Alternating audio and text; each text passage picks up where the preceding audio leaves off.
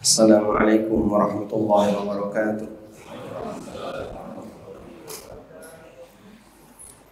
Alhamdulillahi rabbil alamin. Hamdan katsiran tayyiban mubarakan fi mubarakan alaihi kama yuhibbu rabbuna wa yarda. Wa ashhadu an la ilaha illallah wahdahu la syarika lah. Wa ashhadu anna Muhammadan abduhu wa rasuluh. Sallallahu alaihi wa ala alihi wa sahbihi wa man tabi'ahum bi ihsanin ila yaumiddin. Alhamdulillah, puji syukur kita haturkan kehadirat Allah Azza wa Jalla. Dialah zat yang memudahkan kita untuk melakukan aneka kegiatan ketaatan kepadanya.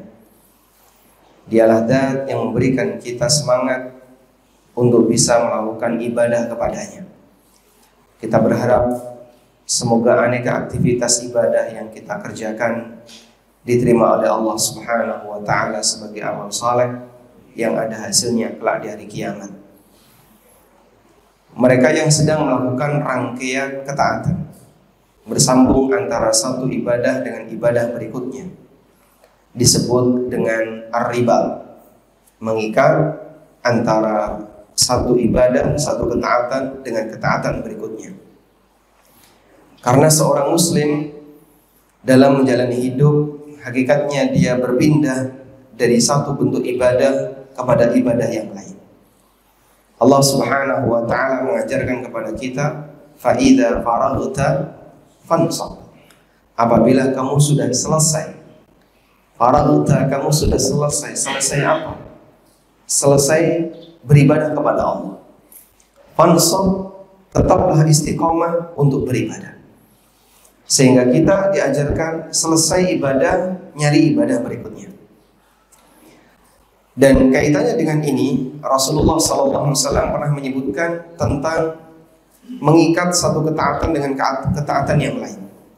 Nabi SAW pernah bersabda, ala adullukum ala ma tamhu bihi khataya wa tarfa'u bihi darajat. Maukah kutunjukkan kepada kalian amalan yang bisa menghapus dosa dan mengangkat derajat? Para sahabat mengatakan, bala ya Rasulullah, tentu ya Rasulullah. Kemudian Nabi SAW mengatakan, isbaghul wudu'i 'alal makarih wa kathratul khuta' ilal masajid wa intidharus salati ba'da as-salat fadzalikumur riba. Yang pertama adalah menyempurnakan wudu walaupun dalam keadaan tidak suka. Orang yang wudunya paling tidak suka kapan, Pak? Saat bangun tidur. Berat sekali untuk menyentuh air. Kita kalau dalam posisi kerja di siang hari, kemudian panasan, kita pengen nyentuh air.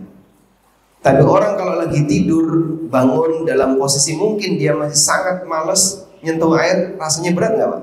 Berat. Namun ada orang yang memaksakan dirinya walaupun berat untuk tetap melakukannya. Dia lakukan wudu itu dengan sempurna, tidak ada yang dikurangi. Saat Anda wudu tadi waktu bangun tidur, cuci muka dihilangkan nggak? Tidak. Nggak ada bagian yang kita kurangi. Sehingga kita tetap melakukannya. Itulah bentuk isbaghul wudu 'alal makarih. Yang kedua, wa kathratul khuta' ilal masajid. Dia memperbanyak langkah menuju masjid. Dan memang dianjurkan ketika kita sholat, kita pilih masjid yang bisa dijangkau dengan jalan kaki.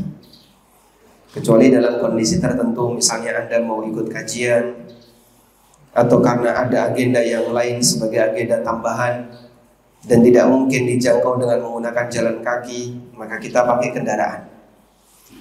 Tapi pada prinsipnya, sholat di masjid yang bisa dijangkau dengan jalan kaki jauh lebih bagus, jauh lebih bernilai dibandingkan sholat di masjid yang kita hanya bisa jangkau dengan kendaraan. Karena setiap langkah itu ada nilainya. Dulu ada kaum muslimin di zaman Nabi SAW yang mereka tinggal jauh dari Masjid Nabawi, namanya Bani Salimah. Karena merasa kejauhan, maka mereka minta izin kepada Nabi SAW untuk pindah kampung.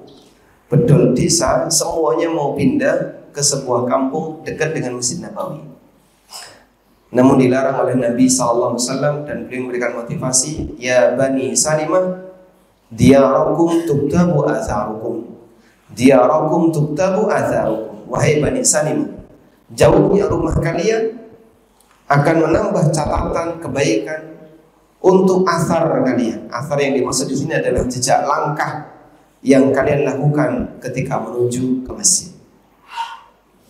Wantidharus sholati ba'da shalah, dan menunggu salat setelah selesai salat. Yang dimaksud adalah selesai kita melakukan salat sunnah, kita nunggu pelaksanaan salat wajib. Walaupun Anda duduk saja dalam posisi tidak melaksanakan salat, tapi di situ bernilai sebagai ibadah salat. Karena kita sedang menunggu salat, sehingga kita walaupun nganggur terhitung sedang melakukan salat. Nabi SAW menyebut seperti ini dengan kalimat wadzalikumur ribat, wadzalikumur ribat. Itulah ribat, mengikat satu ketaatan dengan ketaatan berikutnya. Dan sampai sekarang kita belum selesai sholat wajib, kita belum meninggalkan kegiatan ibadah. Bapak Ibu masih bertahan untuk tidak keluar dari masjid. Bahkan di antara kita ada yang masih bertahan untuk tidak hadas. Perasaannya sama atau beda ketika kita dalam posisi keluar masjid dengan posisi masih seperti ini? Beda. Kita nahan biar gak ngentut, kita nahan biar gak hadas. Di situ bukan hal yang sia-sia. Beda halnya begitu Anda sudah keluar masjid, rasanya gimana? Dilepas. Mau keluar kapanpun silahkan, mau ke toilet kapanpun silahkan. Suasananya beda. Dan kondisi suasana beda ini ada nilai tambahan pahala.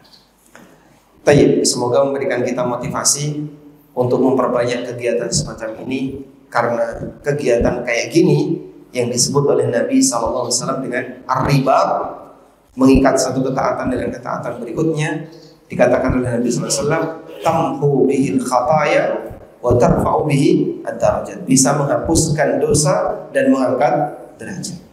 Selanjutnya, berbicara tentang Islam kafah, menjadi muslim yang kafah.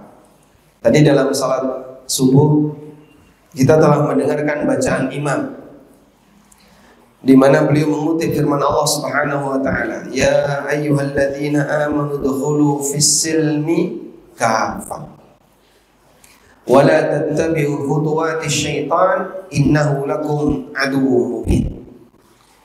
Wahai orang-orang yang beriman, masuklah kalian ke dalam Islam kafatan, secara keseluruhan. Wala tattabi'u khutuwatis syaitan, dan janganlah kalian mengikuti khutuwat. Khutuwat bentuk jamak dari kata khatwah yang artinya langkah. Jangan kalian mengikuti langkah-langkah setan. Innahu lakum aduwwun mubin, sesungguhnya dia adalah musuh yang paling nyata bagi kalian. Sebelum kita membahas tentang Islam kafah, terlebih dahulu saya mohon izin untuk menyinggung tentang apa itu Islam. Bapak Ibu yang dimuliakan Allah Subhanahu wa taala, kata Islam secara makna bahasa artinya pasrah. Allah Subhanahu wa taala berfirman ketika Nabi Ismail mau disembelih oleh Ibrahim, falamma aslama wa tallahu lil jabin. Ketika keduanya telah pasrah, sehingga Ismail pasrah, Ibrahim pasrah. Ismail pasrah dengan perintah yang diberikan oleh bapaknya untuk menyembelih dirinya, dan Ibrahim pasrah dengan perintah Allah meskipun harus kehilangan anaknya. Dan di situ Allah Subhanahu wa taala ungkapkan dengan kalimat falamma aslama wa tallahu lil jabin. Dan ketika mereka sudah pasrah dua-duanya dan Ismail sudah dibaringkan fil jabin, di pelipis sebelah pelipis wajahnya, sudah siap untuk disembelih. Wa fadainahu bidzibhin 'adzim, kemudian kami gantikan dengan kambing yang besar. Ini makna Islam secara bahasa. Artinya apa tadi? Pasrah. Tayyib. Sedangkan makna Islam secara istilah, ada satu definisi yang sangat ma'ruf yang disampaikan oleh Syekh Muhammad bin Sulaiman At-Tamimi rahimahullah. Islam, kata beliau, adalah al-istislamu lahu bit-tauhid. Al-istislamu lahu bit-tauhid. Al-istislamu lillahi bit-tauhid. Wal-inqiyadu lahu bit-ta'ah. Wal-bara'atu minasyirki wa ahlihi. Makna dari Islam, kata beliau, ada 3 unsur. Makna dari Islam ada 3 unsur secara istilah. Pertama, pasrah kepada Allah dengan mentauhidkannya. Yang kedua, tunduk kepadanya dengan menjalankan syariatnya. Pasrah kepada Allah dengan mentauhidkannya. Yang kedua, tunduk kepadanya dengan menjalankan syariatnya. Yang ketiga, berlepas diri dari perbuatan kesyirikan dan pelakunya. 3 unsur Islam yang menjadi definisi Islam secara istilah. Pasrah kepada Allah dengan mentauhidkannya, tunduk kepadanya dengan menjalankan syariatnya, dan berlepas diri dari perbuatan kesyirikan beserta pelakunya. Apabila dalam diri kita sudah ada 3 unsur ini, berarti kita sudah disebut sebagai orang Muslim yang dia telah mengumpulkan unsur Islam sesuai dengan definisi syar'i. Dan Nabi SAW menyebutkan Islam itu seperti bangunan. Sebagaimana dalam hadis dari Ibnu Umar radhiyallahu anhu, Rasulullah SAW pernah bersabda, "Buniyal Islamu ala khamsi." Islam itu dibangun di atas 5 tiang. Beliau kasih gambaran Islam sebagaimana layaknya bangunan. Di sana ada 5 tiang penyangga utama. Buniyal Islamu ala khamsi. Lalu beliau sebutkan 5 rukun Islam, dari mulai syahadat sampai haji. Baik. Penjelasan yang sangat bagus disampaikan oleh Ibnu Rajab rahimahullah. Bapak Ibu bisa catat kalimat ini. Ibnu Rajab rahimahullah ketika menjelaskan tentang ilustrasi yang diberikan oleh Rasulullah SAW, Islam itu seperti bangunan di mana dia punya 5 tiang. Kata beliau bahwa yang namanya bangunan itu bisa tegak ketika 5 tiang ini bertahan.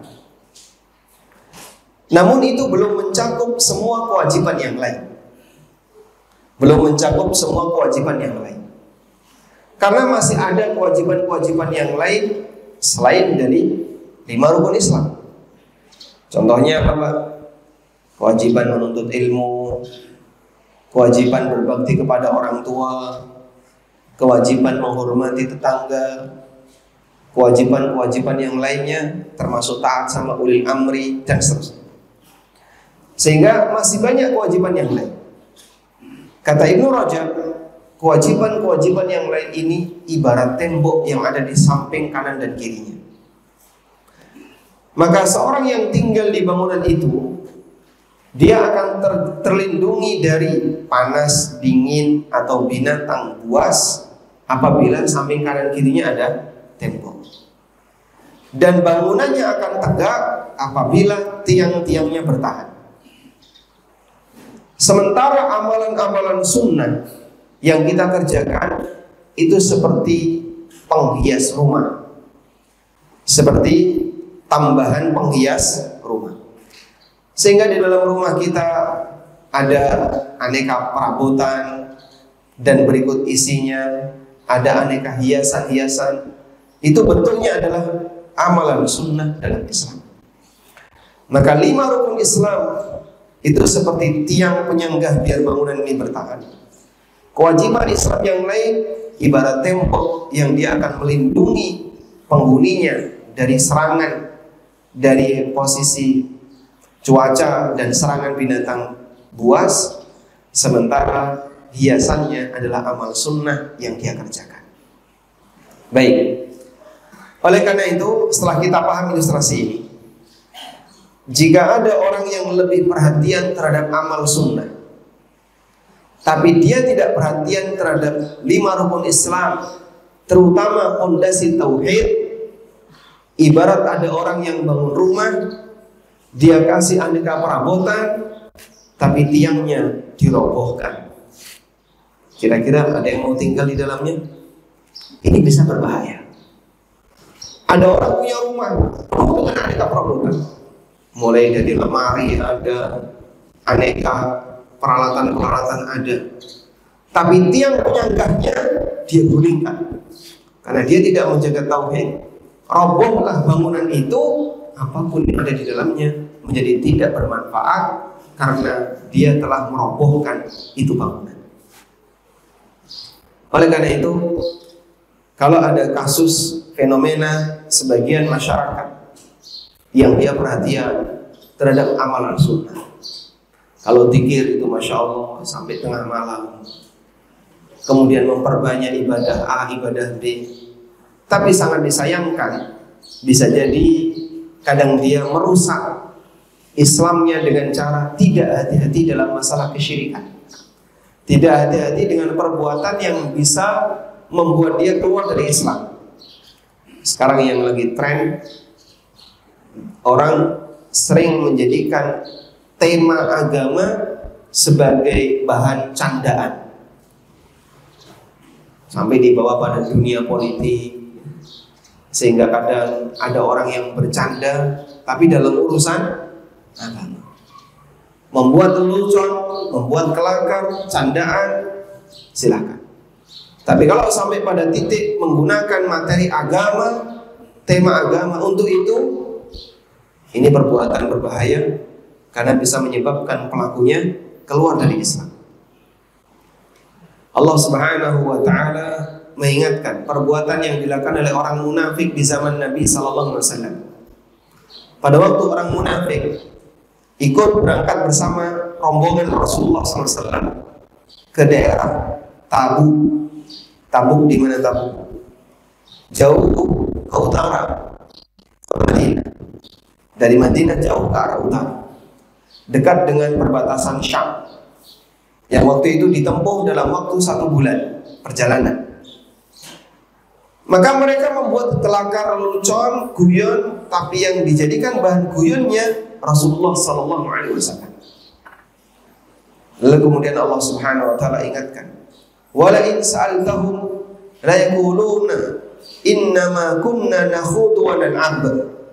Kalau kau tanya kepada mereka, mereka akan menjawab, kami hanya bersenda gurau, kami tidak serius, ini cuma candaan, kami hanya bercanda. Qul abillahi wa ayatihi wa rasulihi kuntum tastahzi'un la ta'tadiru qad kafartum ba'da imanikum. Katakan ya Muhammad, apakah kalian akan bercanda, bersenda gurau, membuat guyonan dengan menjadikan Allah, ayat-ayatnya dan Rasulnya sebagai objek guyonan? La ta'tadiru, jangan cari-cari alasan, qad kafartum ba'da imanikum. Kalimat ayatnya adalah kalian telah kafir sebelumnya kalian beriman. Sehingga Masya Allah, praktek seperti ini diajarkan oleh Allah bahwa Islam itu harus dihargai sebagaimana orang menghargai yang lain. Sebab agama itu bagian yang harus dimuliakan oleh hamba. Nah, saat kemudian agama dijadikan sebagai objek guyonan, berarti dia tidak mengindahkan dan tidak memuliakan agama. Kita yakin ya, andaikan orang tua dia dijadikan sebagai bahan guyonan, dia terima kan? Nggak terima. Mungkin dia akan emosi. Oleh karena itu, jangan jadikan urusan agama sebagai bahan guyonan. Baik, kembali ke sini. Nah, perbuatan orang semacam ini bisa jadi dia amal sunnah, Bisa jadi dia berpuasa sunnah, melakukan sholat rawatib, tapi ternyata tiangnya dirobohkan. Ada juga sebagian orang yang dia melakukan amalan-amalan sunnah seperti zikir, baca salawat, yang lain atau yang lainnya, tapi nggak sholat. Maka tiang sholat dia robohkan, dan bisa jadi bangunan itu miring atau ambruk, walaupun dia bisa jadi punya perabotan. Itu ilustrasi yang disampaikan oleh Ibnu Rajab berkaitan dengan kenapa Nabi SAW membuat gambaran bahwasanya Islam ibarat bangunan dengan ada 5 tiang. Selanjutnya jemaah dengan Allah, Islam itu ada 2. Islam itu ada 2. Yang pertama, Islam dalam makna umum. Islam bimakna al-am. Islam dalam makna umum. Islam dalam makna umum pengertiannya adalah seluruh ajaran para nabi. Dari mulai Nabi Adam sampai Nabi yang terakhir, semuanya muslim. Allah Subhanahu wa taala berfirman tentang Nabi Ibrahim alaihi salatu wasalam. Wa may yarghabu an millati Ibrahim illa man safiha nafsa. Wa laqad istafainahu fid dunya wa innahu fil akhirati laminas salihin. Idz qala lahu rabbuhu aslim. Qala aslamtu lirabbil alamin. Wassa biha Ibrahim banihi wa Yaqub ya baniya innallaha astafa lakumuddin fala tamutunna illa wa antum muslimun. Ibrahim mewasiatkan kepada Ishak, demikian pula Yaqub mewasiatkan kepada anak-anaknya, innallaha astafa lakumuddin, sesungguhnya Allah telah memilihkan agama untuk kalian, fala tamutunna illa wa antum muslimun, maka janganlah kalian mati kecuali dalam kondisi muslim. Sehingga Allah menunjukkan bahwasanya Ibrahim alaihissalam adalah seorang muslim. Agamanya agama Islam. Namun Islam di sini Islam dalam makna umum, yaitu seluruh ajaran yang dibawa oleh para nabi. Karena semua nabi, dari nabi yang pertama sampai nabi yang terakhir, semuanya beragama yang sama. Dikatakan oleh Rasulullah SAW, al-anbiya'u ikhwatun li'allat. Al-anbiya ikhwatun li'allat. Abuhum wahid wa ummahatuhum syatta. Para nabi itu seperti saudara sebapak. Para nabi itu seperti saudara sebapak. Saudara sebapak, dia mahram atau bukan? Andikan lawan jenis. Saudara sebapak mahram atau bukan? Mahram. Kenapa? Karena masih saudara. Rasulullah SAW mengatakan al-anbiya ikhwatun li'allat. Abuhum wahid wa ummahatuhum syatta. Para nabi itu seperti saudara sebapak. Bapaknya satu, tapi ibunya banyak. Yang dimaksud dengan ini adalah Nabi SAW memberikan gambaran bahwa para nabi itu agamanya sama, sehingga prinsip agamanya satu, yang beda syariatnya. Maka ada syariat Nabi A berbeda dengan syariat Nabi B, berbeda lagi dengan syariat Nabi C, dan demikian seterusnya. Meskipun secara prinsip agama semuanya sama, dikatakan sebagai saudara sebapak. Karena itulah berdasarkan hal ini, maka kita diajarkan kepada pemahaman bahwa agamanya para nabi itu sama. Ada sebagian orang yang tidak mau menerima status agama para nabi sebagai Islam, sehingga mereka menganggap bahwasanya para nabi itu agamanya beda antara satu dengan yang lain. Dan ini pemahaman orang liberal. Mereka menyebut Ibrahim itu agamanya Hanifiyah, bukan Islam. Dan mereka menyebut agama Musa itu adalah Yahudi. Mereka menyebut agama Isa adalah Nasrani. Dan ini semuanya salah, karena mereka semuanya adalah Muslim. Munculnya Yahudi setelah Musa. Munculnya Nasrani setelah Isa. Bukan karena beliau beragama Yahudi atau Nasrani. Dan dulu Ibrahim diklaim sebagai bapak agama Yahudi dan bapak agama Nasrani. Allah Subhanahu wa taala ceritakan dalam Al-Qur'an bahwa Ibrahim diklaim sebagai agama Yahudi dan Nasrani. Allah bantah, "Ma kana Ibrahimu Yahudiyan wala Nasraniyan walakin kana hanifan muslimah." Ibrahim bukan Yahudi dan bukan Nasrani, tapi Ibrahim adalah seorang yang hanif. Hanif maknanya condong kepada tauhid. Hanif artinya adalah condong kepada kebenaran, condong kepada tauhid. Musliman, dan beliau seorang muslim. Allah Subhanahu wa taala juga mengatakan, "Qul ya ahlal kitab lima tuhajjuna fi Ibrahim."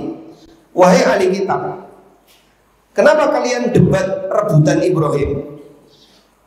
Kenapa kalian debat rebutan Ibrahim? Yahudi mengklaim Ibrahim Yahudi, Nasrani mengklaim Ibrahim Nasrani. Wa ma unzilatit Taurat wal Injil illa min ba'di. Sementara Taurat dan Injil tidaklah turun kecuali setelah Ibrahim. Afala ta'qilun? Di mana akalmu? Maksudnya begini. Wahai Yahudi, kalian mengklaim Ibrahim Yahudi. Padahal dalam sejarah Yahudi, kapan Yahudi itu muncul? Setelah turunnya Taurat. Wahai Nasrani, kalian mengklaim Ibrahim Nasrani. Padahal dalam sejarah agama kalian, kapan Nasrani itu muncul? Setelah turunnya Injil. Maka Allah Subhanahu wa taala menjelaskan, "Lima tuhajjuna fi Ibrahim." Kenapa kalian memperdebatkan rebutan Ibrahim? Wa ma unzilatit Taurat wal Injil illa min ba'di. Sementara Taurat dan Injil tidaklah turun kecuali pasca wafatnya Ibrahim. Bagaimana mungkin Ibrahim Yahudi? Bagaimana mungkin Ibrahim Nasrani? Sementara munculnya Yahudi dan Nasrani jauh setelah wafatnya Ibrahim. Afala ta'qilun? Akalmu di mana?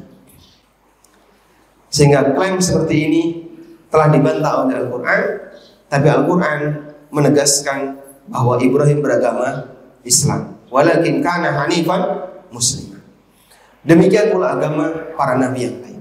Ini Islam dalam makna umum. Yang kedua, Islam dalam makna khusus. Islam dalam makna khusus adalah ajaran agama yang dibawa oleh Nabi Muhammad sallallahu alaihi wasallam. Sehingga dengan ini tidak memberlakukan ajaran para nabi-nabi yang sebelumnya. Maka Allah Subhanahu wa taala jadikan Al-Qur'an sebagai muhaimin, sebagai standar. Apabila ada yang beda antara isi Taurat, Injil, Zabur dengan Al-Quran, maka yang dipakai yang mana? Al-Quran.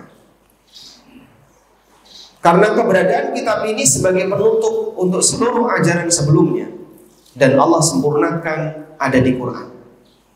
Ajaran itu Allah sempurnakan adanya di Al-Quran. Karena itu Allah Subhanahu wa taala menjadikan sosok Nabi Muhammad SAW sebagai hamba yang paling sempurna di kalangan para nabi-nabi sebelumnya, karena Allah mengumpulkan seluruh akhlak kebaikan-kebaikan para nabi pada satu manusia ini, yaitu Rasulullah SAW. Sampai Allah jadikan umur beliau sebagai sumpah. Allah berfirman, "La'amruka innahum lafi sakratihim ya'mahun." Demi umurmu wahai Muhammad, sesungguhnya kaumnya Nabi Lot mereka tenggelam dalam kesesatan.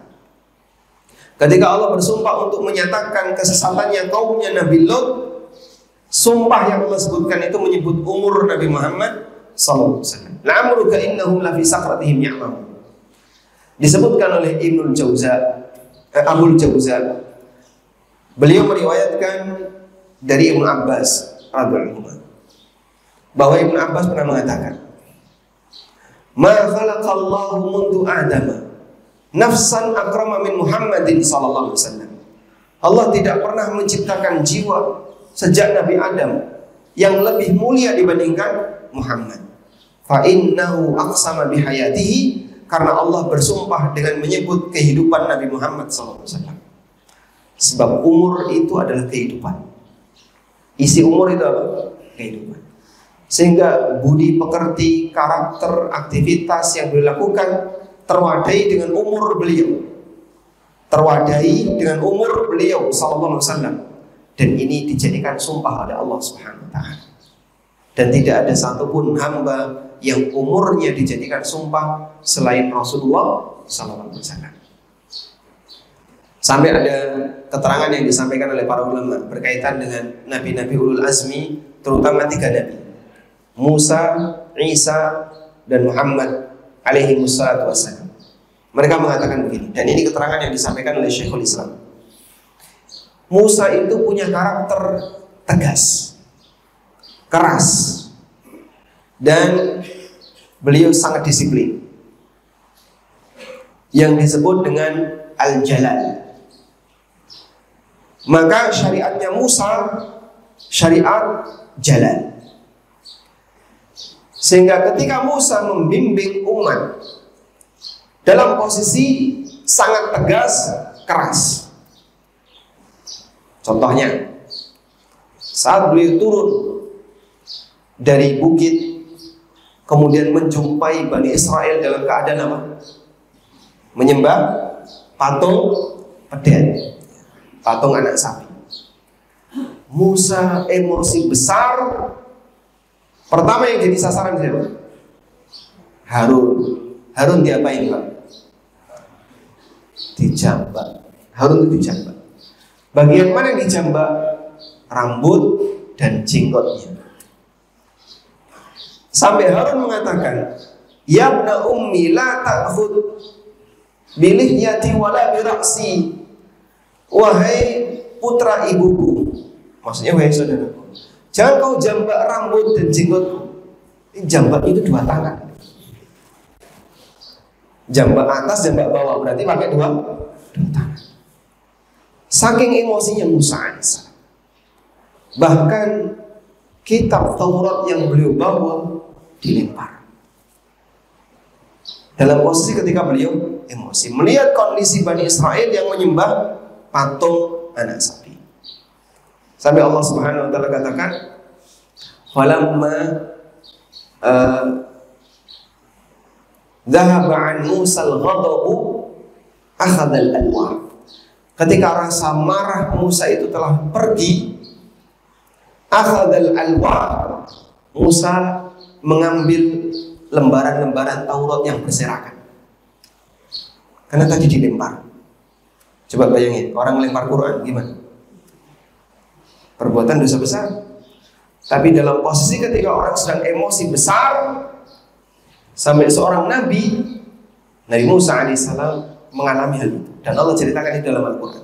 Lalu Allah katakan, "Falamma dhaba an Musa al-ghadabu akhadha al-alwah."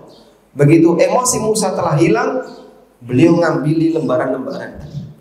Wa fi nushatiha hudan, dan dalam naskah kitab itu ada petunjuk, karena itu adalah kitab Taurat yang dilempar oleh Musa. Kalau nggak Taurat, itu adalah suhuf yang diterima oleh Musa alaihissalatu wassalam. Sehingga dalam masalah ini beliau itu dakwahnya bil jalan. Maka aturan yang berlaku bagi Bani Israel sangat ketat. Pakaian kena najis, gunting, nggak boleh dicuci, Pak. Kalau kita kan cukup dicuci, selesai. Coba bayangin, andaikan itu terjadi pada kita, sarungnya bolong-bolong.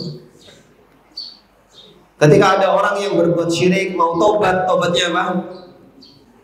Tobatnya disuruh untuk saling membunuh. Sebenarnya itu bukan bunuh diri, Pak. Disuruh saling membunuh.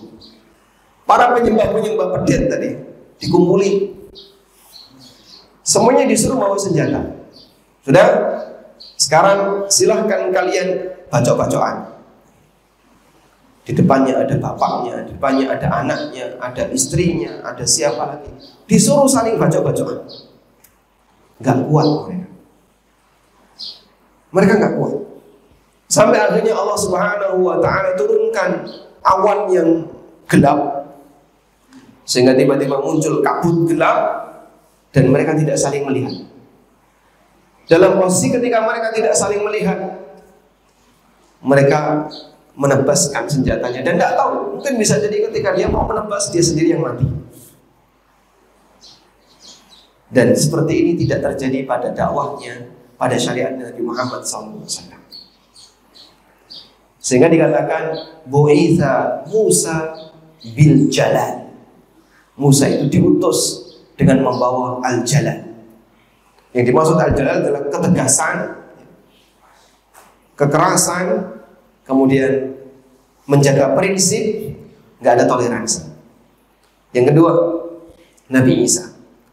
Nabi Isa, beliau dikenal dengan karakter lembut, pemaaf, orangnya lebih toleran dan seterusnya. Dan beliau manusia yang sangat lembut karakternya. Sehingga banyak sekali dominan dakwah beliau adalah dakwah bil jamal. Dakwah bil jamal, kelembutan lebih dominan.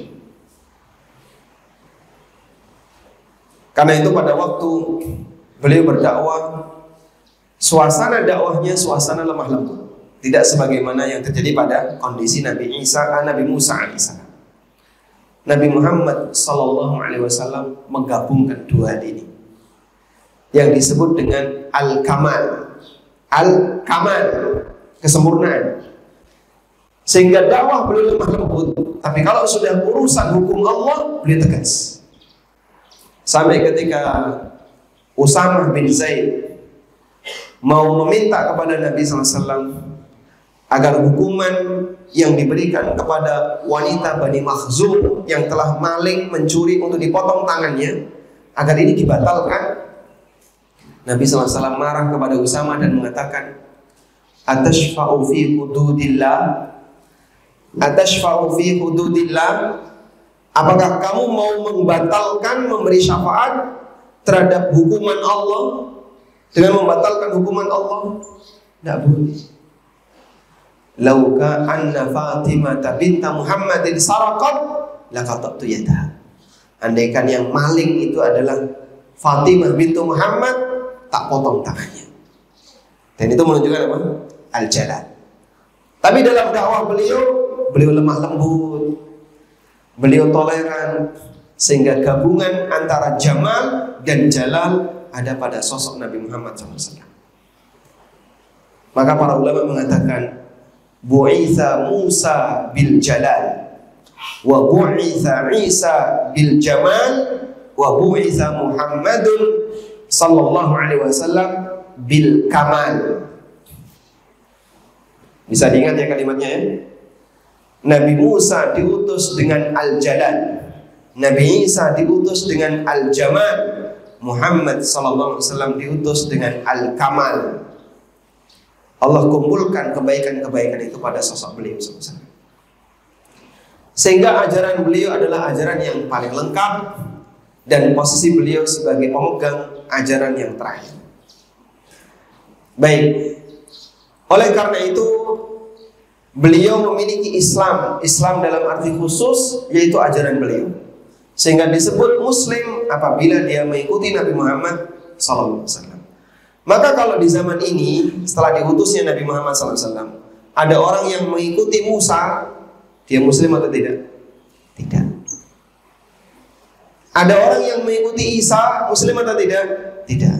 Sampai dia mengikuti Nabi Muhammad SAW. Sehingga jamaah yang dimuliakan Allah Ta'ala, orang yang membawa Taurat,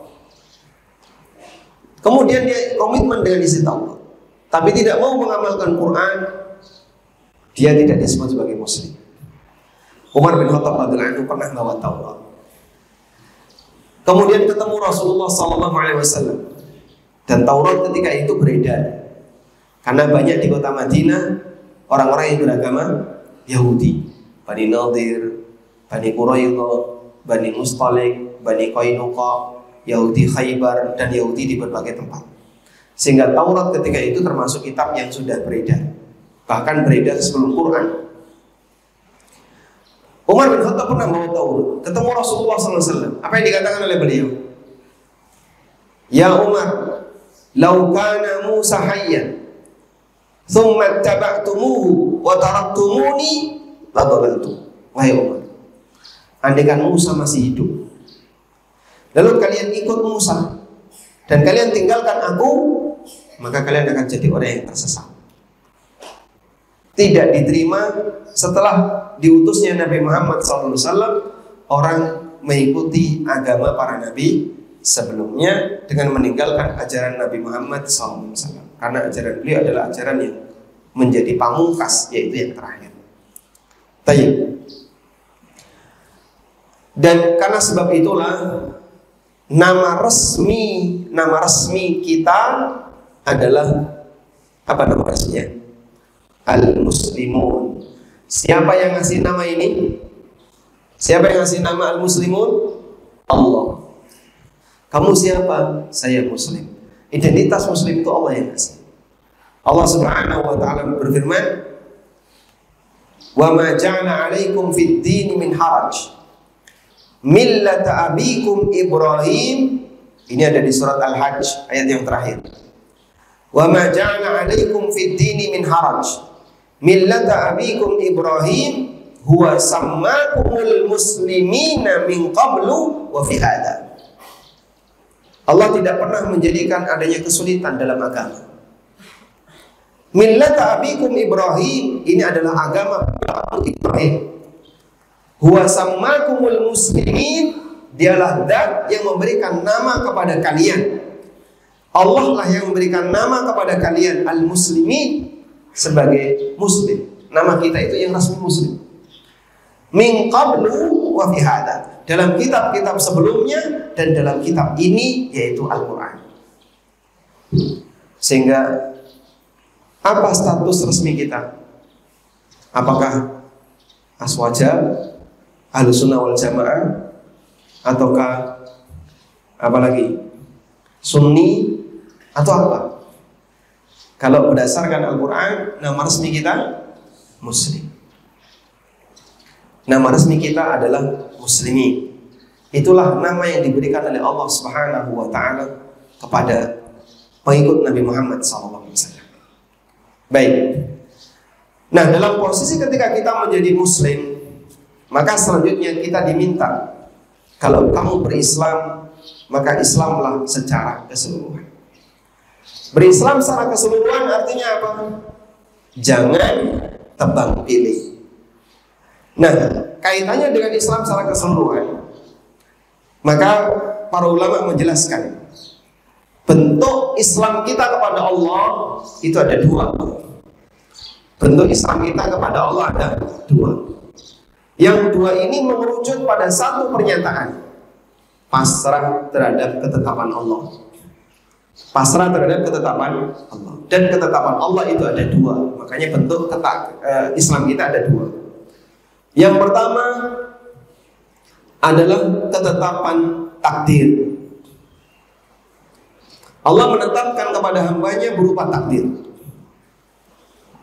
Dan takdir itu apakah selalu sejalan dengan keinginan manusia? Apakah sejalan, Pak? Tidak. Kita punya keinginan A, punya keinginan B, pengen terhindar dari C, pengen terhindar dari D. Namun karena takdir bunyinya beda. Kita pengen A, nggak dikasih A, pengen B, nggak dikasih B, takut dari C, tertimpa C. Takut dari musibah, kena musibah. Takut dari kecelakaan, kena kecelakaan. Pengennya rezeki lancar, utangnya yang lancar. Sehingga takdir ada yang sesuai dengan apa yang kita inginkan, dan ada yang tidak sesuai. Dalam posisi ini disebut dengan takdir baik dan buruk. Sebagaimana sabda Nabi SAW tentang rukun iman, wa tu'mina bil qadari khairihi wa syarrihi, dan kau beriman kepada takdir baik maupun buruk. Baik.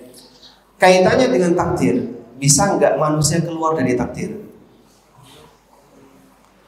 Bisakah manusia keluar dari takdir? Bisa? Nggak mungkin. Karena tidak ada hamba yang keluar dari kehendak Allah Ta'ala. Sehingga siapapun hamba pasti dia akan menjalani takdir. Tidak mungkin bisa keluar dari takdir. Baik. Lalu apa bentuk Islam kita terhadap takdir? Bentuk pasrah kita terhadap takdir adalah ridho terhadap ketetapan Allah. Bentuk pasrah kita terhadap takdir adalah ridho terhadap ketetapan Allah. Maka saat kita diberi takdir oleh Allah, baik takdir yang kita sukai maupun takdir yang tidak kita sukai, kemudian kita menghadirkan perasaan ridho terhadap ketetapan Allah, maka itulah bentuk pasrah kita terhadap keputusan Allah jenis yang pertama. Baik. Yang kedua, keputusan Allah jenis yang kedua adalah keputusan yang bentuknya syariat. Dalam syariat isinya apa Pak? Syariat itu isinya perintah, larangan, aturan. Contoh perintah, salat, puasa. Contoh larangan, dilarang minum khamar, dilarang makan babi, dilarang berzina. Contoh aturan, bagaimana cara bagi waris yang benar, bagaimana cara berinteraksi dengan keluarga. Aturan. Baik. Dan syariat ini isinya hanya 3 itu. Kalau nggak perintah, larangan, aturan. Ibadah kita terhadap ketetapan syariat adalah menjalankan perintah, menjauhi larangan, dan mengikuti aturan. Ketika seorang hamba mengisi ruang ibadahnya kepada Allah, di 2 tempat ini dia bisa lakukan. Dalam urusan takdir, dia bisa ridho. Dalam urusan takdir, dia ridho. Apapun yang Allah tetapkan, dia ridho. Dan dalam urusan syariat, dia maksimal dalam melaksanakan. Perintah, dia bisa laksanakan sebisanya. Larangan dia tinggalkan, aturan dia tepati. Apabila di 2 ini telah dia sempurnakan, faqad istakmala al-ubudiyah, berarti dia telah menyempurnakan bentuk ubudiyah kepada Allah Subhanahu wa taala. Ketika seorang hamba bisa menyelaraskan 2 ini, berarti dia telah menyempurnakan ubudiyah kepada Allah. Selanjutnya gimana Pak kalau dia sempurnakan ubudiyah itu?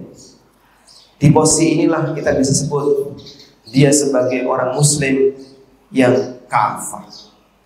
Dalam masalah syariat dia tidak tebang pilih. Pak, kalau yang kayak gini saya mau, kalau seperti ini saya nggak mau. Kalau yang kayak gini saya bersedia siap menerima, tapi tolong nanti jangan singgung bagian ini. Kenapa? Saya belum siap menerima. Kadang ya ada khatib sebelum berkhutbah di briefing dulu. Forum briefing khatib. Kapan itu? Sebelum berkhutbah. Tolong nanti jangan singgung ini, jangan singgung ini, jangan singgung ini. Loh, saya mau nyinggung itu ya Pak. Kalau begitu nggak jadi ya Mas. Tak carikan ganti. Saya pernah sebelum berkhutbah, dan itu masjid provinsi di daerah, tamirnya menyampaikan briefing. Tolong nanti khutbahnya yang menyejukkan. Siap. Kemudian saya sampaikan khutbah tentang fikih hujan. Teles kabeh. Menyejukkan nggak kira-kira? Sehingga kita bahas ya, bagaimana yang harus dilakukan oleh seorang muslim ketika terjadi hujan, baik dari sisi akidah maupun dalam masalah amalan sunnah yang mungkin bagi sebagian orang mereka nggak ngerti. Alhamdulillah diterima dengan baik dan dianggap menyejukkan. Orang mau menyejukkan Pak, nelesi kabeh. Nah, jadi kadang ada sebagian orang yang dia sensitif dengan materi tersebut. Mas, di sini kalau nyinggung riba itu jangan. Kenapa? Orangnya belum siap dengan itu. Di sini kalau nyinggung masalah muamalah yang haram, jangan dulu, belum siap. Di sini kalau nyinggung masalah sogok, suap dan seterusnya belum siap. Akhirnya ada briefing dulu sebelum materi disampaikan. Ada salah satu ustadz yang cerita ke saya, beliau punya kajian rutin di kantor pemerintah. Dan waktu beliau ngisi kajian, itu beliau sampaikan tentang fikih sholat, kemudian fikih toharo, dan kanan kirinya fikih. Sampai bab itu selesai. Bab ini selesai kan berarti makan waktu tahunan itu. Beberapa tahun beliau ngisi seperti itu. Artinya beliau sudah diterima di kantor itu, dan jamaahnya jamaah orang kantor, karena ngisi kajiannya siang, istirahat siang, beliau ngisi di situ. Sampai pada posisi beliau beralih pembahasan harta haram. Pertama yang beliau singgung tentang bahaya mengambil harta haram. Itu belum masuk ke ranah masalah mereka ya. Baru pengantar saja. Pertemuan berikutnya itu sepi, Pak. Baru pengantar tentang bahaya memiliki harta haram, macam-macam harta haram. Salah satunya kan mengambil hak orang lain. Pertemuan berikutnya yang nanti mau dijelaskan tentang bahaya korupsi, bahaya ngambil uang ini, uang itu, suap dan seterusnya. Itu sepi. Dan fenomena ini berarti ada di depan kita. Manusia-manusia yang ketika dia sebagai muslim menerima yang ini, menolak yang itu. Inikah yang disebut sebagai muslim yang kafir? Bukan karakter itu yang kita kehendaki. Sehingga ketika Anda menerima sholat, Anda menerima syariat puasa, berarti terima syariat tentang haramnya zina, terima syariat tentang haramnya khamr, terima syariat tentang haramnya riba. Karena semuanya datang dari sumber yang sama. Ketika Anda menerima syariat tentang baca sholawat, maka Anda harus menerima syariat tentang bagaimana ittiba kepada Nabi SAW dalam posisi yang lain. Sehingga ada keseimbangan. Karena semuanya bersumber dari sumber yang sama. Dan seterusnya. Maka jangan sampai ketika kita berbicara tentang masalah syariat, yang ini diterima, yang itu ditolak. Menjadi muslim yang kafir, menerima semuanya. Nah, lalu bagaimana caranya untuk bisa mewujudkan posisi muslim yang kafir? Kata kuncinya jamaah ada dua. Belajar, amalkan. Hanya di dua ini. Ketika orang belajar, dia akan mendapatkan tambahan beberapa syariat yang mungkin dulu tidak dia kenal.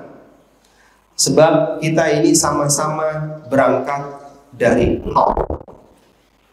Nol maksudnya gimana? Kita lahir kan nggak tahu apa-apa. Wallahu akhrajakum min butuni ummahatikum la ta'lamuna syai'an. Allah mengeluarkan kalian dari rahim ibu kalian dalam posisi nggak tahu apa-apa. Lalu Allah Subhanahu wa taala mengajarkan kepada kita bertahap, tahap demi tahap. Dapat ilmu baru melalui kajian A, dapat ilmu lagi melalui kajian B, dapat ilmu lagi melalui kajian C. Di kajian ini tahu tentang taharah. Di kajian berikutnya ngerti tentang apa itu najis. Di kajian berikutnya ngerti tentang bagaimana cara wudu dan seterusnya. Sehingga saat kita ngerti-ngerti satu-satu itu, kemudian kita jadikan sebagai panduan dalam amalan kita. Dengan cara seperti ini, kita seperti menambah kesempurnaan Islam dalam diri kita. Karena kalau orang nggak pernah belajar, nggak ngerti aturan A, nggak ngerti aturan B, nggak ngerti perintah yang mana, nggak ngerti larangan yang mana, bagaimana mungkin dia bisa jadi muslim yang kafir? Oh, dia nggak tahu. Sehingga kunci pertama apa? Belajar. Berikutnya diamalkan belajar itu. Diamalkan apa yang dia telah pelajari.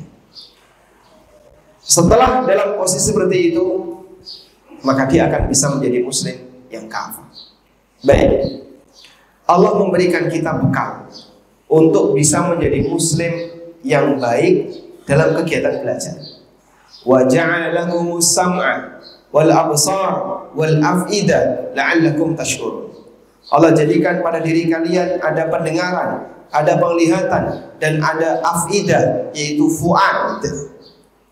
Apa itu fuad? Fuad adalah anggota badan yang berfungsi untuk menampung ilmu. Sehingga pendengaran berfungsi mendengarkan tausiah, penglihatan berfungsi Anda membaca, lalu fuad memproses ini benar atau salah. Begitu sudah masuk ke fuad, Anda meyakini ini benar, mengendaplah di fuad, maka hati kita dapat pelajaran. Sudah? Seperti ini ketika terus kita lakukan, maka fuad kita akan terisi dengan ilmu-ilmu yang baru untuk diwujudkan dalam kehidupan sehari-hari. Gambaran fuad itu seperti ini, Pak. Andaikan di tengah kajian kita ada kucing, Pak. Kucing di depan sini. Saya ngomong ini kucing dengar nggak? Kucing mendengar nggak? Mendengar ya. Tapi dia nggak punya fuad. Binatang itu tidak punya fuad, sehingga dia mungkin indranya berfungsi, pendengaran ada, penglihatan ada. Tapi kucing kan nggak bisa baca, ya nggak apa-apa ya, nggak usah diajari baca. Tapi dia mendengar nggak? Dia mendengar. Nah, dalam posisi ketika dia tidak punya fuad, dia tidak bisa merekam dan tidak bisa mengambil pelajaran dari apa yang dia dengar. Allah sediakan kita tiga itu. Makanya ketika Allah mengatakan, wallahu akhrajakum min butuni ummahatikum la ta'lamuna syai'a wa ja'ala lakumus sam'a wal absara wal af'idah la'allakum tashkurun. Allah keluarkan kalian dari rahim ibu kalian dalam posisi nggak tahu apa-apa. Lalu Allah jadikan kalian punya pendengaran sehingga bisa mendengar tausiah, bisa mendengar pelajaran. Kalian punya mata sehingga bisa membaca, dan kalian punya fuad sehingga bisa menampung dari apa yang telah kalian dapatkan. Pelajaran itu mengendap. La'allakum tashkurun, agar kalian bersyukur. Wallahu ta'ala. Surah berapa? Kok nggak ada penandanya? Oh, ada. Makanya kok jamaah lihatnya ke atas. Kalau yang mau tanya boleh pakai kertas ini saya.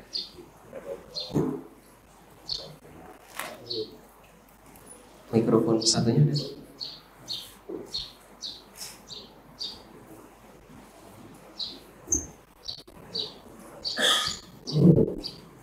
Yang mau tanya ada.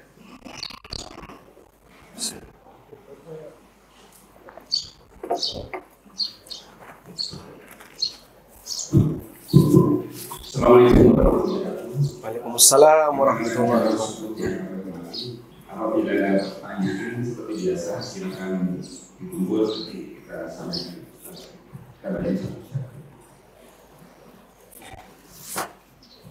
Sambil kita tunggu sama lagi.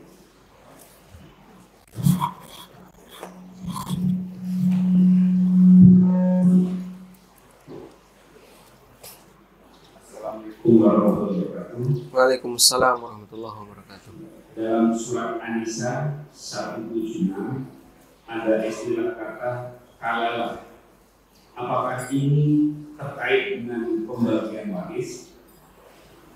Mohon ini Ustaz.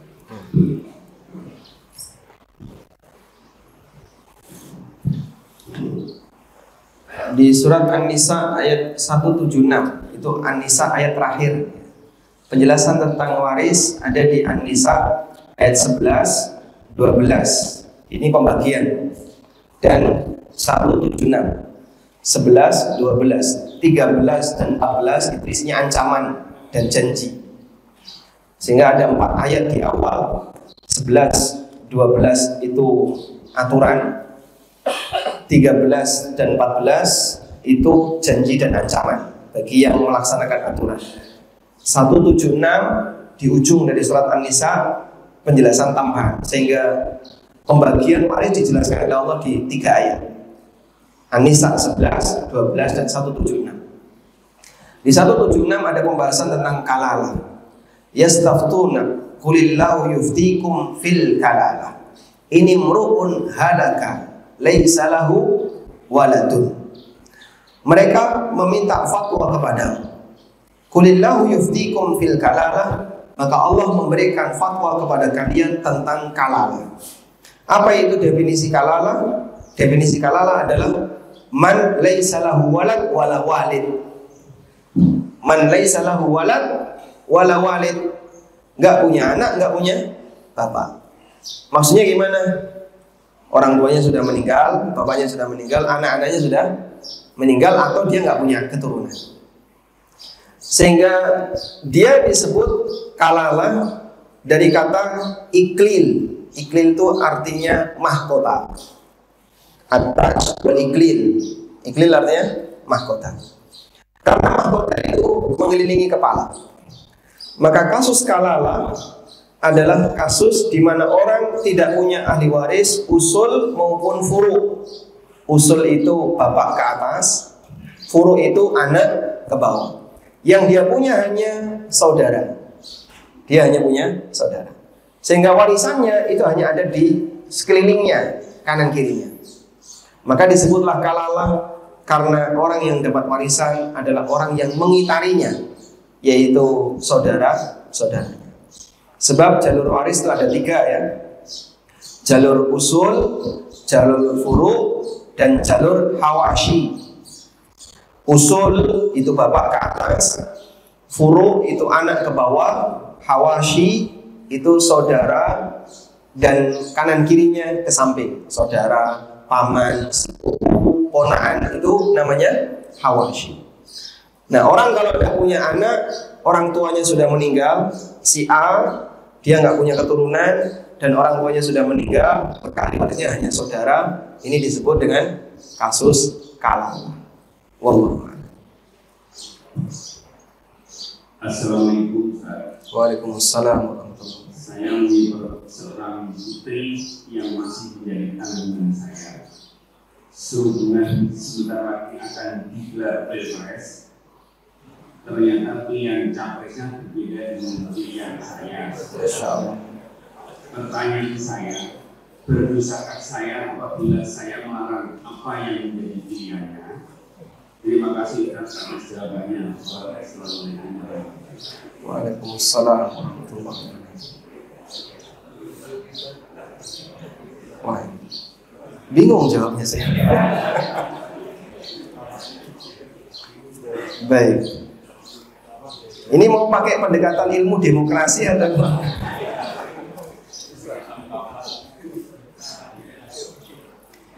ya, kita sendiri dalam masalah ini, apakah ketika beda pilihan itu sampai pada posisi dosa, durhaka, atau bagaimana?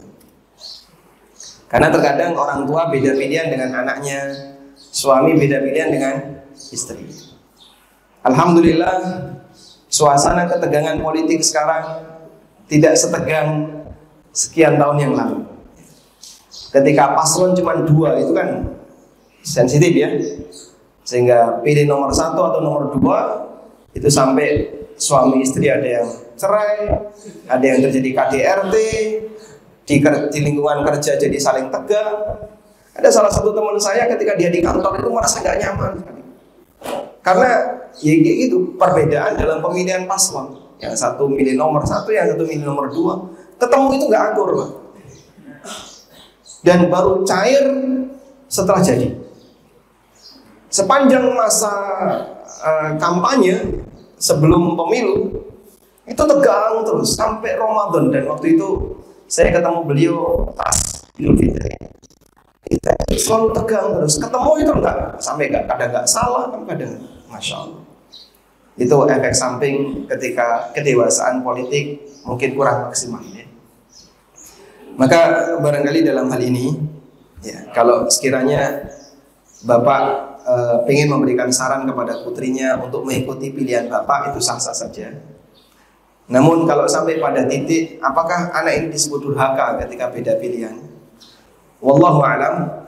Yang saya pahami definisi durhaka itu sebagaimana keterangan dari Syekhul Islam, jika ada perbuatan yang dilakukan oleh anak tidak memberikan madarat kepada orang tua, tapi memberikan manfaat bagi anak. Anak ini dapat manfaat dengan perbuatan itu. Dan kalau itu dilakukan tidak membahayakan orang tuanya, maka perbuatan anak ini tidak termasuk durhaka kepada orang tua, walaupun bisa jadi orang tua melarangnya. Wallahu a'lam. Nanti bisa disimpulkan sendiri ya. Assalamualaikum. Waalaikumsalam warahmatullahi wabarakatuh. Ustaz, saya baru dapat pekerjaan, tapi harus potong jiwa. Bagaimana saya harus ambil sikap? Saya ingin menjadi muslim kafah. Ya. Ini dilema ya. Dan banyak sekali yang mengalami kondisi semacam ini. Maka barangkali bisa Anda Anda sampaikan di awal. Karena yang namanya kerja itu kan sebenarnya kesepakatan, akad ijarah antara pihak perusahaan dengan Anda sebagai karyawan. Dan dalam akad ada klausul kesepakatan. Maka Anda bisa cantumkan, saya bersedia kerja di tempat kamu jika saya diizinkan untuk 1, 2, 3, 4. Anda sebutkan. Dan kalau nggak diizinkan, nggak apa-apa, saya nggak jadi ngelamar di perusahaan kamu. Ini kalau kita yang merasa dibutuhkan ya. Masalahnya kamu yang butuh. Nah kalau kita punya kekuatan misalnya, keahlian saya dibutuhkan, kemampuan saya dibutuhkan oleh perusahaan ini, bagus sekali, sampai dalam posisi perusahaan itu nyari-nyari kita. Sehingga ketika dia perusahaan ini nyari-nyari kita, nah kita punya daya tawar. Saya maunya kayak gini, kalau nggak kayak gini saya nggak mau. Alhamdulillah jika dia bersedia. Sadar dalam posisi dia bersedia, maka persyaratan itu nanti akan mengikat. Jika kemudian perusahaan keberatan, Anda bisa keluar. Ada salah satu teman saya, beliau jenggotnya panjang besar ya, resign dari perusahaan A, lalu daftar di perusahaan B. Kemudian setelah daftar dipanggil, waktu dipanggil wawancara, beliau pulang. Dalam pikirannya pasti ditolak karena penampilan seperti ini. Dan itu perusahaan Amerika. Perusahaan ini perusahaan Amerika. Ternyata beliau diterima. Terus tanya, saya diterima sebagai posisi apa? Direktur keuangan. Diterima langsung direktur ya. Dalam posisi beliau masih syarat. Ya karena jenggotnya sudah lebat, saya tidak mau cukur jenggot, saya maunya kayak gini. Dan diterima, diizinkan. Nah itu kalau dia dibutuhkan ya. Makanya Anda perlu punya skill yang bagus ya, kemampuan yang bagus, biar punya daya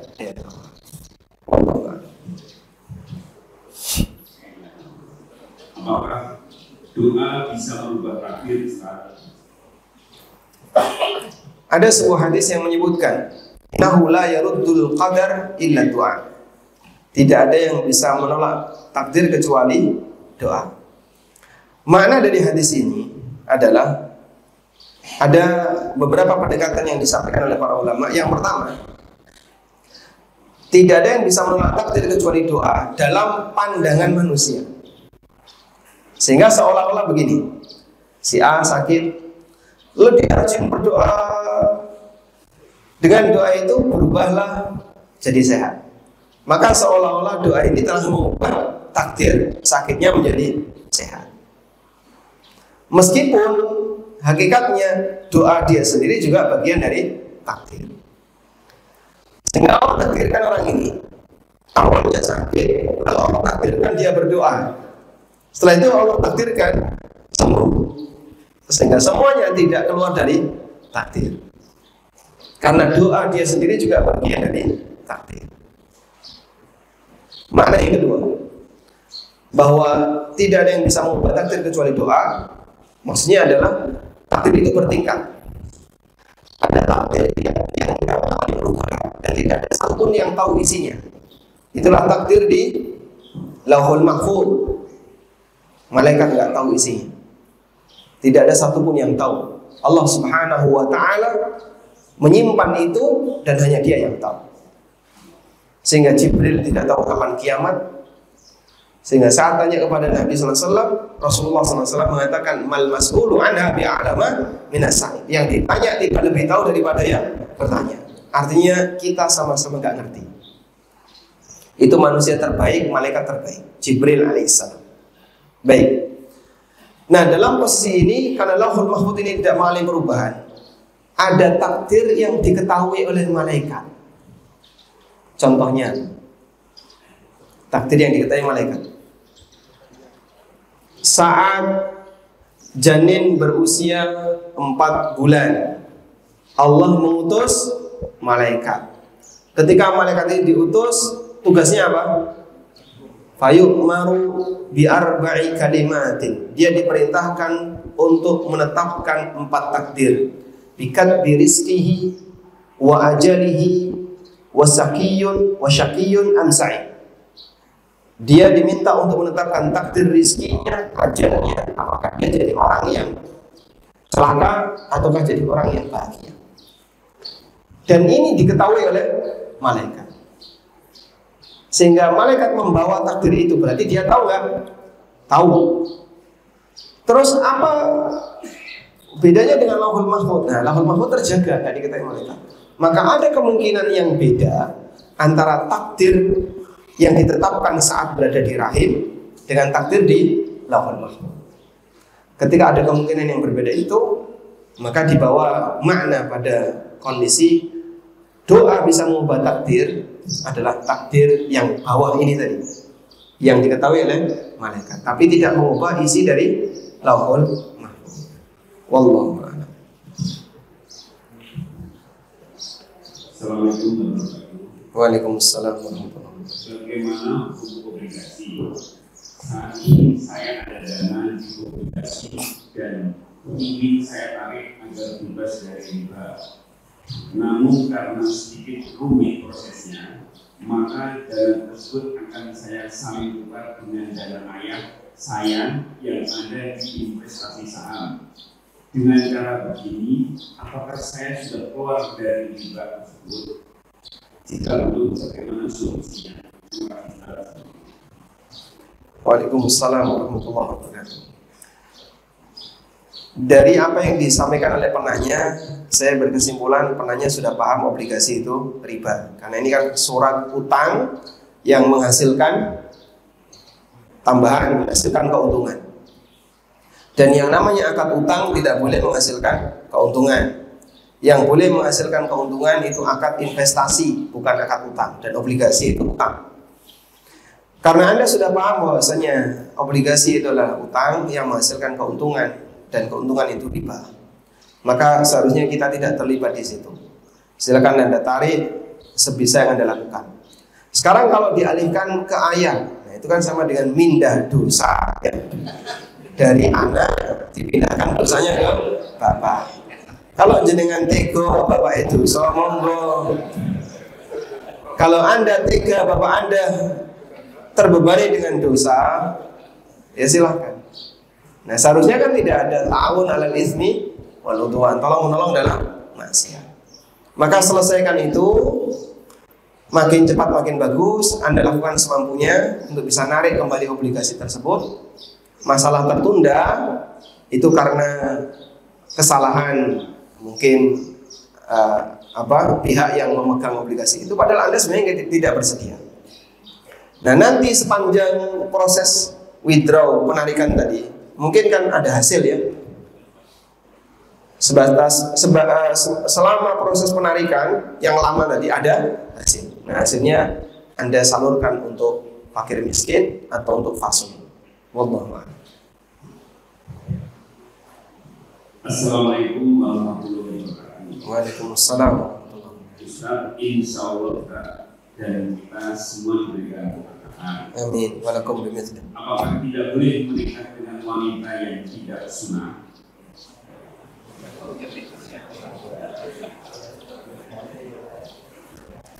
Seorang muslim boleh menikah dengan muslimah dan wanita ahli kitab. Allah jelaskan ini di akhir dari surat dari juz 4 nyambung ke juz 5. Allah sebutkan siapa saja orang-orang yang menjadi mahram kita. Hurrimat alaikum ummahatukum dan seterusnya sampai akhir dari ayat. Allah haramkan kepada kalian untuk menikahi daftar wanita berikut: ibu kalian, putri kalian, kemudian saudari-saudari kalian, anak dari saudari kalian, dan seterusnya, keponakan ya. Kemudian paman dari bapak, bibi dari bapak, bibi dari ibu, disebutkan semua. Dan sisanya halal. Lalu Allah katakan, wal muhsanatu minan nisa'i wal muhsanatu minal ladzina utul kitaba min qablikum. Dan wanita yang halal untuk kalian nikahi adalah muhsanat dan nisa. Para wanita-wanita yang menjaga kehormatan di kalangan wanita muslimah dan wanita yang menjaga kehormatan di kalangan ahli kitab.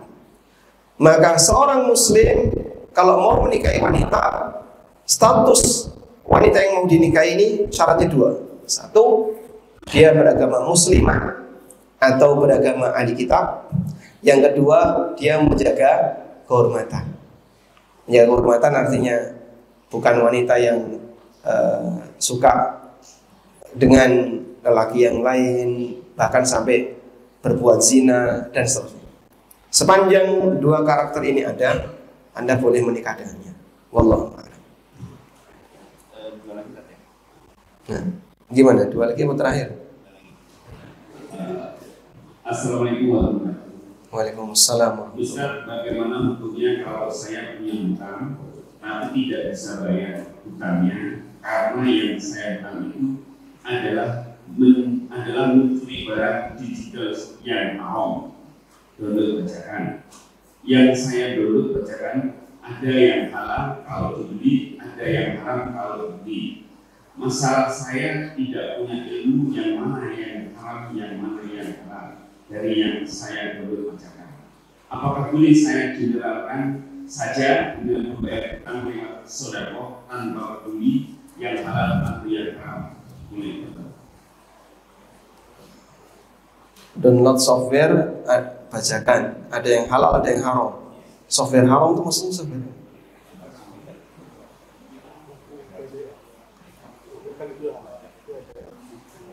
buku PDF, buku komik.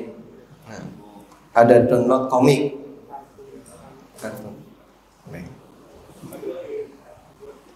Nah, untuk yang jadi pada prinsipnya begini ya, kita tidak boleh melanggar hak orang lain, baik muslim maupun kafir. Sehingga ketika ada non muslim punya hak, kita ambil hak dia, kita langgar hak dia, itu pelanggaran.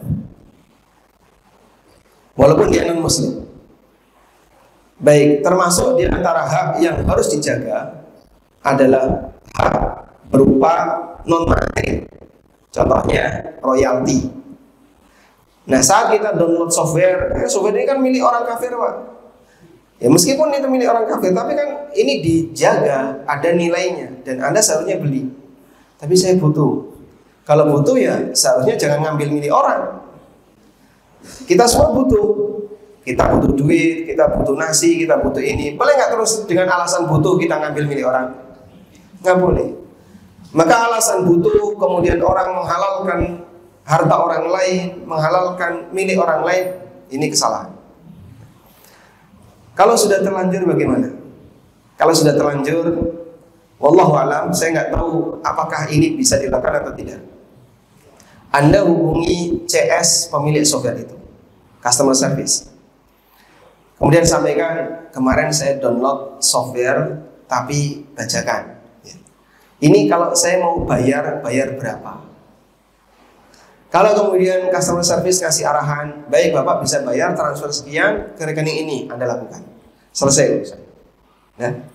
Tapi kalau kemudian CS gak memberi saran apapun atau kami tidak mengizinkan itu, maka langsung Anda hilangkan software itu dari PC Anda, dari komputer Anda, dan jangan lagi menggunakannya. Silakan pakai yang open source agar kita bisa memanfaatkan tanpa harus melanggar hak orang lain.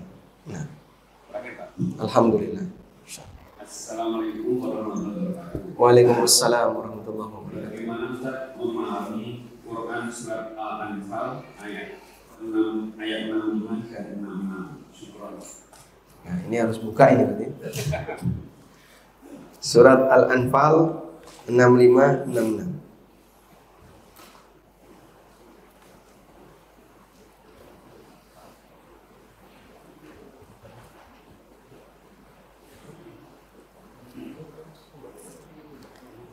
Ya ayuhan nabi yuharridil mu'minina 'alal qital iyyakum minkum 20 sabiruna yaglibu mi'atain wa iyyakum minkum mi'atun yaglibu alfan minal ladzina kafaru bi annahum qaumun la yafqahun al'ana khaffafa Allahu 'ankum wa 'alima anna fikum dha'fa.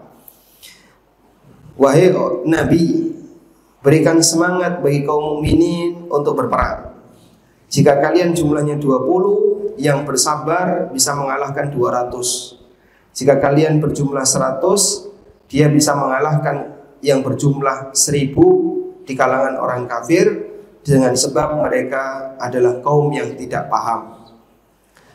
Al-ana khaffafallahu ankum, saat ini Allah memberikan keringanan bagi kalian. Wa alima anna fikum dha'fa, dan Allah mengetahui ada kelemahan pada diri kalian.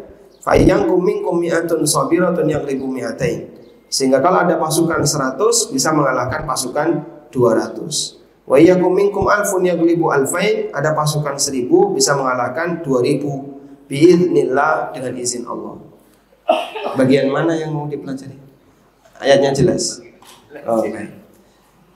Intinya kalau Anda pengen dapat pelajaran dari ayat ini, bahwasanya ayat ini berbicara tentang kekuatan kaum muslimin dan perbandingannya antara dulu dan sekarang. Bahkan bukan cuma sekarang, di bagian belakang dari zaman Nabi SAW.